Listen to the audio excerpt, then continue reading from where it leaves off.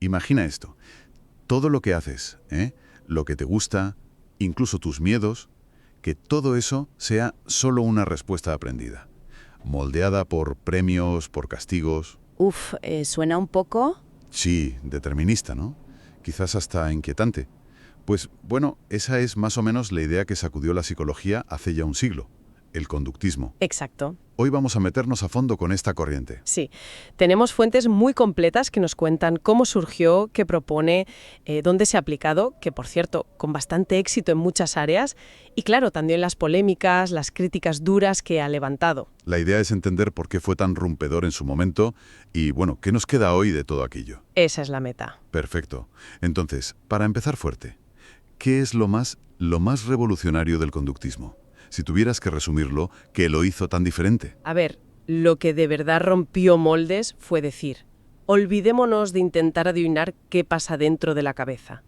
La mente, la conciencia, eso es subjetivo, no se puede medir bien. Claro. Si queremos que la psicología sea una ciencia seria, como la física, pues centrémonos en lo único observable, medible, la conducta.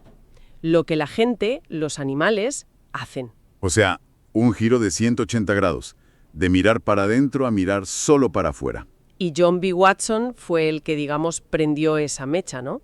Él fue el gran impulsor al principio, sí, con su famoso artículo de 1913, el Manifiesto Conductista.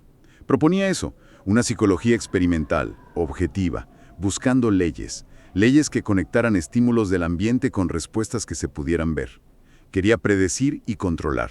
Muy pragmático. Mucho. Y muy enfocado en lo científico para esa época. Pero luego llegó B.F. Skinner, otro nombre gigante, y le dio como otra vuelta de tuerca, ¿verdad?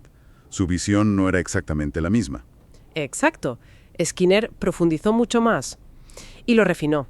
Él no negaba que pensáramos o sintiéramos, pero consideraba que eso también eran conductas.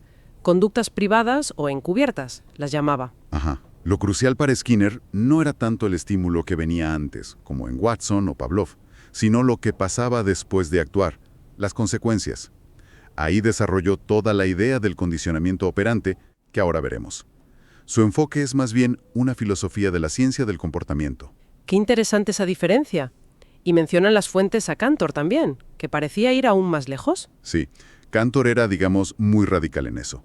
Para él, usar términos como mente o alma era volver a explicaciones precientíficas, casi mágicas.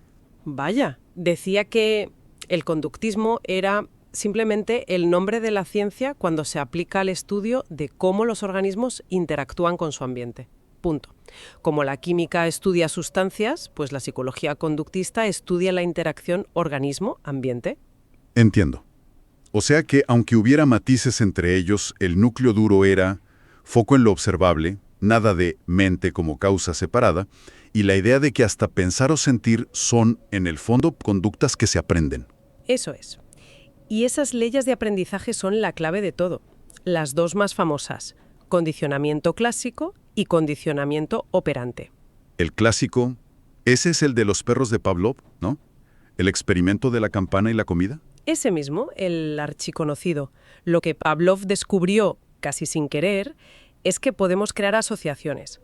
Un estímulo que al principio no provoca nada, como el sonido de una campana, Ajá.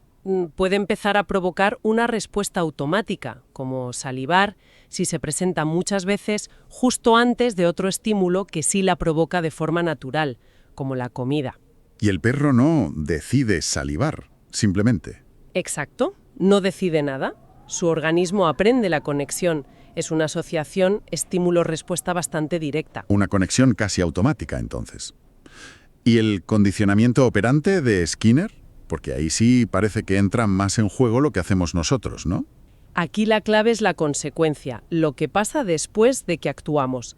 Si haces algo y recibes algo bueno, una recompensa, lo que llamamos refuerzo positivo. ¿Como un premio o un elogio? Eso es, pues es más probable que vuelvas a hacerlo. Si al contrario haces algo y la consecuencia es mala, un castigo, o te quitan algo bueno, castigo negativo, pues es menos probable que lo repitas. Tiene lógica. Y si una conducta que antes te daba una recompensa deja de dártela, lo que llamamos extinción, pues esa conducta tenderá a desaparecer poco a poco. Como el niño que recoge sus juguetes porque le felicitan, o al revés, deja de tener una rabieta porque ve que no consigue nada. Justo ese tipo de ejemplos. Skinner decía que así se moldea gran parte de nuestro comportamiento voluntario. Aprendemos a operar, a actuar en el mundo para conseguir cosas buenas y evitar las malas. Entendido.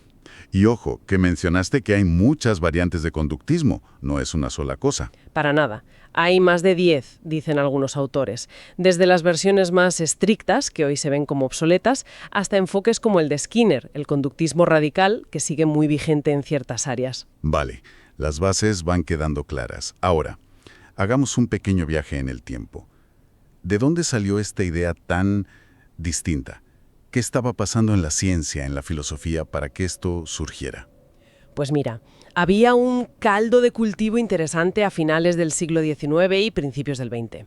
Por un lado, la teoría de la evolución de Darwin. Claro, la conexión con los animales. Exacto. Sugería que los humanos éramos parte del reino animal y que estudiar animales podía enseñarnos sobre nosotros. Luego estaba la fisiología experimental, sobre todo en Rusia, con Pavlov y otros, que demostraba que se podían estudiar procesos como el aprendizaje de forma objetiva, en laboratorio. Ajá. Y también ciertas corrientes filosóficas, materialistas, que apoyaban una visión del mundo sin necesidad de un alma o un espíritu. Todo preparaba el terreno. Y Wundt, que creó el primer laboratorio de psicología en 1879. Él no era conductista. Wundt fue importantísimo, sí, para hacer de la psicología una ciencia experimental separada de la filosofía. Pero su método principal era la introspección. Pedirle a la gente que describiera lo que sentía o pensaba. Eso mismo. Y Watson y los conductistas reaccionaron justo contra eso. Decían, eso no es fiable, no es objetivo, cada uno dice una cosa. Entendido. O sea, Wundt la hace ciencia, pero Watson dice, ciencia, sí, pero de lo que se ve. Planta la bandera en 1913. ¿Y después? ¿Cómo siguió la cosa? Mencionaste ramas distintas. Claro, no fue un bloque único. Por un lado tenías el conductismo radical de Skinner, muy centrado en esas relaciones funcionales, conducta y sus consecuencias, el condicionamiento operante. Sí. Pero también surgieron otros, los llamados conductistas metodológicos o mediacionales, nombres como Hall, Tolman. ¿Y qué proponían ellos de diferente? Suena más complicado. Bueno, aceptaban estudiar la conducta observable, sí, pero creían que entre el estímulo y la respuesta había algo en medio. Variables intervinientes las llamaban. ¿Cómo qué? Pues podían ser cosas como expectativas, mapas cognitivos, eso decía Tolman, o impulsos fisiológicos, Hall. Intentaban explicar conductas más complejas que el simple esquema estímulo-respuesta parecía no poder abarcar del todo. Era como intentar abrir una ventanita a lo interno, pero sin volver a la subjetividad de la introspección. Vale, un intento de puente. Y entonces, en los años 50, llega lo que llaman la revolución cognitiva. ¿Fue eso el fin del conductismo, como se dijo a veces? Se habló mucho de crisis, sí.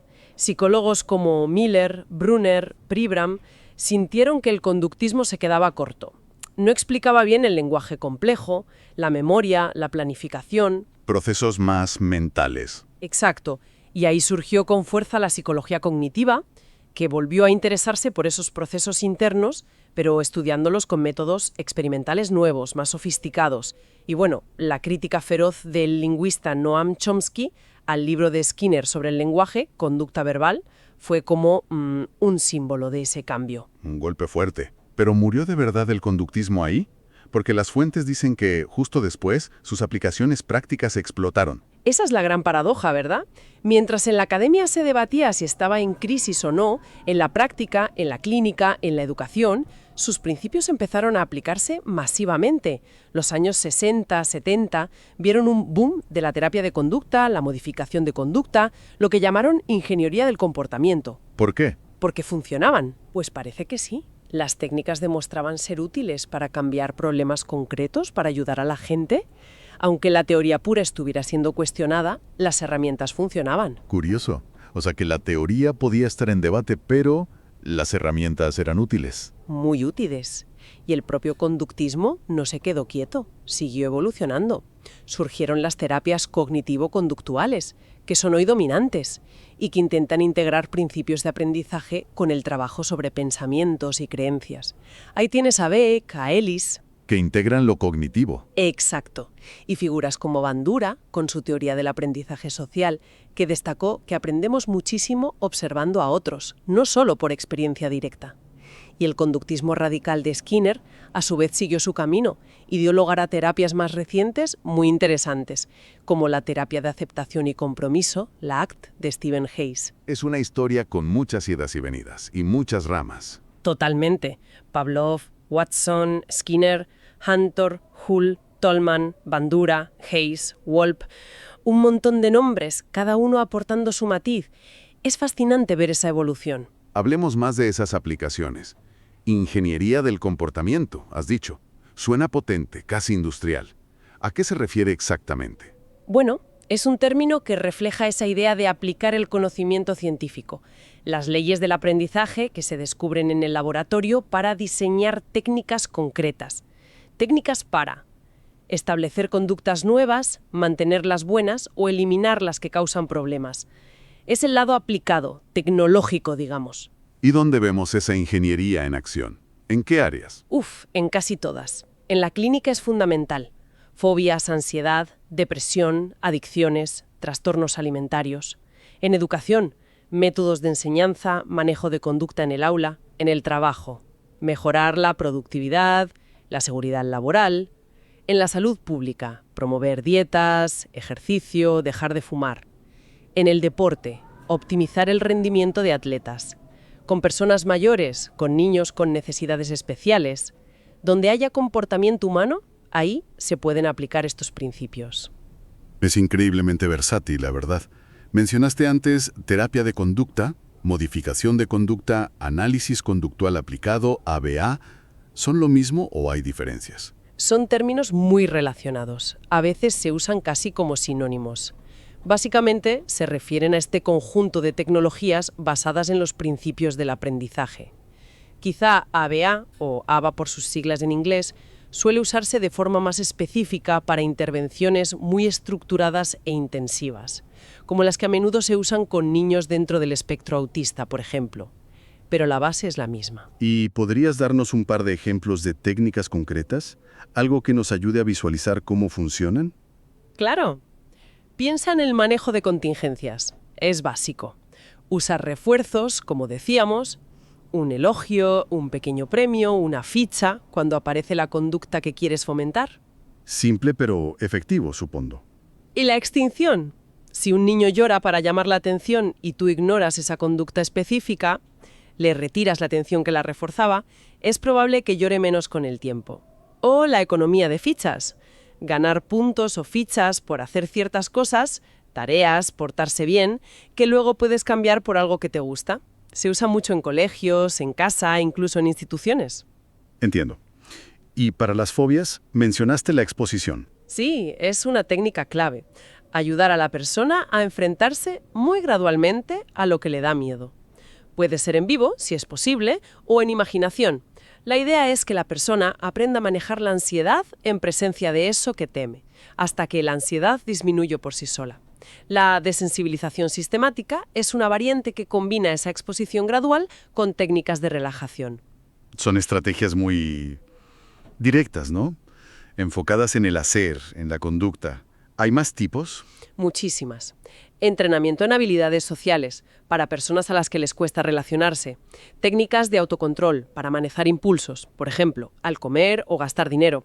Métodos para aprender a resolver problemas de forma estructurada. Ajá. E incluso terapias más recientes, como te decía, la ACT, la terapia de aceptación y compromiso, que viene del conductismo radical, pero enseña algo que suena diferente.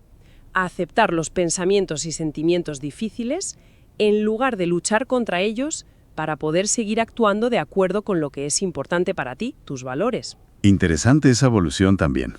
Y la gran pregunta, ¿funcionan? Porque bueno, suenan muy conductuales. ¿Tienen respaldo científico sólido? Ese es históricamente uno de sus puntos fuertes. Las terapias conductuales, y sobre todo las cognitivo-conductuales que integran más elementos, suelen aparecer de forma prominente en las guías clínicas basadas en la evidencia. Como las de la APA, la Asociación Americana de Psicología. Exacto. Para muchos trastornos como la ansiedad, la depresión, el TOC, las fobias, Estas terapias se consideran tratamientos de elección o de primera línea. Hay muchísima investigación detrás que apoya su eficacia para problemas específicos. ¿Y de dónde sale toda esa ciencia? Mencionaste antes el análisis experimental del comportamiento. Ese es, digamos, el laboratorio, la ciencia básica del conductismo. Ahí es donde se investigan los principios puros del aprendizaje, cómo funciona exactamente el refuerzo, el castigo, la extinción, cómo se forman las asociaciones. Se hacen experimentos muy controlados, a menudo con animales al principio, para poder aislar bien las variables. Para entender las leyes básicas. Eso es. Y de ahí, de esas leyes y principios, es de donde luego la ingeniería conductual toma las ideas para diseñar las aplicaciones prácticas, las terapias. Y hay una fórmula que aparece en las fuentes, algo como K igual a F, E, O, R, C. ¿Puedes traducirla al lenguaje común? Ah, sí. Es una forma, bueno, un poco técnica pero útil de resumir la visión actual. K es la conducta, behavior en inglés, a veces se usa B, y dice que esa conducta, en un momento dado, es una función, F. O sea, es el resultado de una interacción compleja. ¿Entre qué cosas? Entre los estímulos presentes en la situación, E, las características del propio organismo, O, y aquí entra su historia de aprendizaje, su estado biológico, sus habilidades, la propia respuesta, o lo que hace, R, y las consecuencias que esa respuesta produce, C. O sea que no es tan simple como estímulo-respuesta. Para nada. Muestra que el análisis conductista moderno tiene en cuenta un contexto mucho más amplio. La situación, la persona con su historia, lo que hace y lo que pasa después. Es una visión interaccionista. Vale, queda claro el poder y la base científica de muchas de sus aplicaciones. Pero, como decíamos al principio, el conductismo también ha recibido críticas muy duras. ¿Cuáles son las principales quejas? Son variadas, sí. Una de las más clásicas es esa, que ignora o directamente niega todo lo que nos hace sentir humanos. La mente, los sentimientos, la conciencia, la libertad, la intención. Lo interno. Exacto. Se le acusa de no poder explicar la creatividad, la intuición, de vernos casi como máquinas o marionetas pasivas que solo responden a estímulos del ambiente. La imagen del robot programable, ¿no? También se le ha llamado mecanicista, reduccionista. Justo. Que reduce toda la complejidad psicológica a simples conexiones ER o a cadenas de conductas aprendidas, que no tiene en cuenta la biología, lo innato, lo genético. Otra crítica muy frecuente es que está anticuado, que se basa demasiado en experimentos con ratas y palomas. Que no somos ratas. Claro, y que sus aplicaciones pueden ser manipuladoras o incluso crueles, buscando solo el control externo. Y hasta de ser una ideología al servicio del poder, del control social. Son acusaciones fuertes. ¿Qué responden los conductistas a todo esto? Bueno, argumentan que muchas de esas críticas son caricaturas, o que se basan en versiones muy antiguas y simplistas del conductismo, como el de Watson, quizás. Que no reflejan la complejidad actual. Exacto. Dicen que sí estudian lo interno, pero de otra manera. Como conductas privadas, como eventos relacionales, no como causas mentales separadas que dirigen todo. Defienden que su enfoque no es mecanicista, sino funcionalista. Analiza para qué sirve la conducta en su contexto y que sí consideran variables del organismo, biológicas o de historia personal. ¿Y lo de estar anticuados? Pues señalan la enorme cantidad de investigación actual, la eficacia probada de sus terapias, reconocida por organismos como la APA, como decíamos. Citan figuras como Skinner, que sigue siendo uno de los psicólogos más influyentes del siglo XX. Dicen, si estuviéramos tan desfasados, ¿por qué funcionan nuestras técnicas? Tiene sentido. Y frente a la acusación de manipulación o control.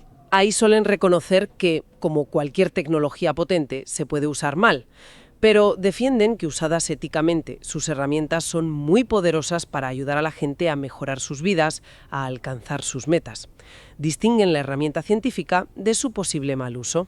Vayamos a críticas más específicas que mencionan las fuentes. El choque entre Chomsky y Skinner sobre el lenguaje fue legendario, ¿no? Sí, fue un debate clave en la historia de la psicología y la lingüística. Skinner, en su libro Conducta verbal, intentó explicar cómo aprendemos a hablar usando los principios del refuerzo, el castigo, la asociación. como cualquier otra conducta. Básicamente. Y Chomsky le respondió con una crítica durísima. Argumentó que la complejidad del lenguaje humano, nuestra capacidad infinita para crear y entender frases nuevas que nunca hemos oído, la rapidez con que los niños lo adquieren casi sin instrucción directa, no podía explicarse solo por imitación y refuerzo. ¿Qué proponía él? Postuló que debemos tener una capacidad innata para el lenguaje, una especie de gramática universal incorporada en nuestro cerebro. El hecho de que solo los humanos desarrollemos este tipo de lenguaje complejo y lo hagamos de forma similar en todas las culturas era un argumento muy fuerte para él. Fue un golpe directo a la idea conductista de que casi todo es aprendido del ambiente. Un punto débil claro para el conductismo más clásico. Y desde la neurociencia actual también hay críticas. Sí, claro. La neurociencia hoy nos muestra un cerebro increíblemente complejo, mucho más que un simple sistema de conexiones ER. Se critica la visión conductista clásica por ignorar procesos perceptivos importantes, como los que estudió la Gestalt, o cómo funciona realmente la memoria compleja. Tendía a minimizar o a tratar solo como conducta. Otros, como Galistel, reinterpretan el aprendizaje mismo en términos de procesamiento de información, de computación, no solo de asociaciones. Y también se ha criticado que el dominio conductista pudo retrasar el estudio científico de la conciencia durante décadas. Entiendo. Y luego está la controversia enorme sobre Skinner y su libro Más allá de la libertad y la dignidad. Ahí la acusación fue directa: pseudociencia. Ese libro de 1971 fue una bomba, sí. Skinner argumentaba ahí que nuestra sensación de ser libres, de tener dignidad, son en realidad ilusiones, que nuestro comportamiento está determinado por nuestro historial de refuerzos y castigos, por el ambiente. Una idea radical. Muy radical. Y lo más polémico fue que proponía usar la ingeniería conductual de forma consciente para diseñar una sociedad mejor, controlando esas contingencias ambientales para fomentar conductas deseables. Suena a utopía o a distopía, según quien lo mire. ¿Cómo reaccionó la gente? Hubo reacciones fortísimas. Chomsky, otra vez, lo acusó directamente de pseudociencia, llegando a comparar sus ideas sobre la maleabilidad humana con teorías racistas peligrosas. Filósofos liberales, como Tibor Machan, también lo criticaron muy duramente por negar la libertad individual y por presentar sus ideas como ciencia neutral, cuando, según ellos, eran profundamente ideológicas y peligrosas para la autonomía humana. Un debate ético y filosófico de primer orden. Sin duda. Y para terminar con las controversias, que no son pocas, las fuentes mencionan problemas muy serios dentro de la propia terapia de conducta. El caso de Hans Eysenck. Sí, es un caso muy triste y preocupante. Eysenck fue un psicólogo muy influyente, un pionero de la terapia de conducta en Reino Unido. Publicó muchísimos estudios durante décadas, supuestamente demostrando la superioridad de estas terapias sobre otras, como el psicoanálisis. ¿Y cuál fue el problema? El problema es que años después, investigaciones muy rigurosas, revisiones sistemáticas e incluso investigaciones internas de su propia universidad, el King's College London, encontraron pruebas muy serias de que gran parte de sus datos, en múltiples áreas, no solo en terapia, podrían haber sido manipulados, distorsionados o directamente inventados. ¿Qué dices? ¿Inventados? Sí, las acusaciones son de fraude científico a gran escala. También se descubrieron vínculos financieros no declarados con la industria tabacalera justo cuando publicaba estudios que minimizaban los riesgos del tabaco. ¡Qué fuerte! ¿Y qué pasó con sus trabajos? ¿Se quedaron ahí? No, se han retractado formalmente docenas de sus artículos científicos en revistas importantes. Y muchos otros están señalados como muy poco fiables. Es un caso que ha manchado mucho su legado y que sobre todo subraya la importancia vital de la integridad y la ética en la investigación científica. Hay que ser muy claros. Son acusaciones muy graves, documentadas, hechas por investigadores e instituciones reconocidas y han tenido consecuencias editoriales reales. Tremendo. Y relacionado con Eysenck, las fuentes mencionan algo aún más oscuro: la terapia de aversión para intentar curar la homosexualidad. Sí, lamentablemente Eysenck y otros psicólogos conductuales en los años 60 y 70 promovieron y practicaron el uso de técnicas aversivas para intentar cambiar la orientación sexual de personas homosexuales. ¿Técnicas cómo? como dar descargas eléctricas dolorosas a hombres homosexuales mientras veían imágenes eróticas de otros hombres, o administrarles drogas que provocaban náuseas. La idea era crear una asociación negativa, condicionar una respuesta de aversión hacia la homosexualidad y supuestamente fomentar la heterosexualidad. Pero eso suena a tortura, directamente. Y así lo denunciaron activistas como Peter Tatchell ya en aquella época. Señalaron no solo la crueldad evidente, sino el daño psicológico terrible que causaba. Depresión profunda, ansiedad crónica, estrés postraumático. ¿Y funcionaba? No, en absoluto. Hoy está meridianamente claro y aceptado por todas las organizaciones profesionales serias que esas terapias de conversión eran totalmente ineficaces para cambiar la orientación sexual de una persona, que además ni es una enfermedad ni algo que necesite ser cambiado, y que eran y son profundamente dañinas y contrarias a la ética. ¿Hubo algún reconocimiento oficial de este daño? Sí, afortunadamente, aunque tarde, el propio Colegio Real de Psiquiatras del Reino Unido pidió disculpas públicas formales en 2017 por el papel que la psiquiatría había jugado en el pasado al promover y realizar estas prácticas tan perjudiciales.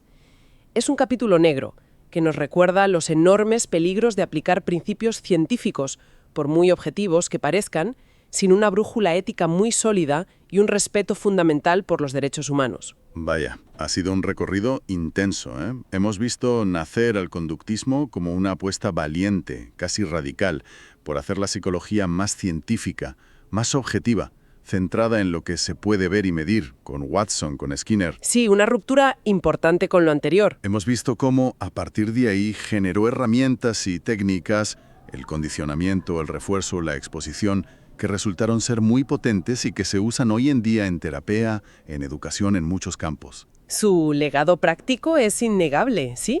Pero al mismo tiempo hemos visto cómo ha sido objeto de críticas filosóficas y científicas muy profundas por ignorar la mente, por ser determinista, por las limitaciones para explicar fenómenos complejos como el lenguaje, y cómo en algunos casos se ha visto envuelto en controversias éticas gravísimas, como el caso Eysenck o las terapias de aversión. Exacto. Es una escuela de pensamiento con luces y sombras muy, muy marcadas. Su impacto en la psicología es enorme, pero es un legado complejo. Forzó a la disciplina a ser más rigurosa, más empírica, eso es cierto, pero también planteó preguntas muy incómodas sobre la naturaleza humana, sobre el control, la libertad, la dignidad, preguntas que siguen abiertas. Y eso nos deja con una última reflexión, quizás. Hemos visto el poder que tiene el conocimiento sobre cómo moldear la conducta, para bien y a veces para mal. Ahora pensemos en el mundo actual. Inteligencia artificial, redes sociales que registran cada clic, recolección masiva de datos, herramientas que podrían permitir una ingeniería del comportamiento a una escala que Skinner ni soñó. Una capacidad de influencia sin precedentes. Exacto. Entonces, la pregunta es, ¿dónde ponemos los límites éticos hoy? ¿Cómo aseguramos que este conocimiento se use para ayudar de verdad, para solucionar problemas, pero sin caer en la manipulación encubierta, sin limitar la autonomía y la dignidad de las personas? Esa es la cuestión crucial ahora mismo. ¿Cómo equilibramos la búsqueda de eficacia, de soluciones conductuales que funcionen, con el respeto profundo a la libertad individual, a la capacidad de elegir? Precisamente esos conceptos que el conductismo más radical llegó a cuestionar. Es un debate que no es solo académico, nos toca muy de cerca a todos en la sociedad actual.